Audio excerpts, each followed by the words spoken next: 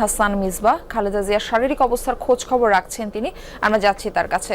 Misbah, BNP চেয়ারপারসনের স্বাস্থ্য সম্পর্কে নতুন কোনো তথ্য আপনার কাছে রয়েছে কি? না কাল লন্ডন যাত্রার ব্যাপারে চূড়ান্ত সিদ্ধান্ত কখন নেওয়া হতে পারে?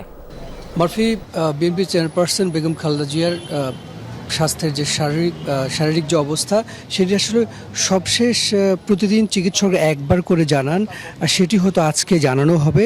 তবে এর আগের যে অবস্থা, অর্থাৎ তার হার্ট, লিভার, কিডনি এবং শরীরের আরও নানান ধরনের জটিলতায় তিনি ভুগছেন, সেই অবস্থা এখন অপরিবর্তিত আছে। গতকাল তার একটি অ্যান্ডোস্কোপি করা হয়েছে, পরে পাকস্থলীতে রক্তক্ষরণ হওয়ায় চিকিৎসকরা সেটি তাদের চেষ্টায় সেটি পরে বন্ধ করা গেছে। অর্থাৎ আগে থেকে যে ধরনের জটিলতা তার ছিল, সেই জটিলতাগুলো নিয়ে এখনও তিনি যুদ্ধ করছেন। চিকিৎসকরা তাকে সেরে তুলবার প্রাণপণ চেষ্টা করছেন। বাংলাদেশের চিকিৎসকদের পাশাপাশি বিদেশের বেশ কয়েকজন চিকিৎসক এসেছেন।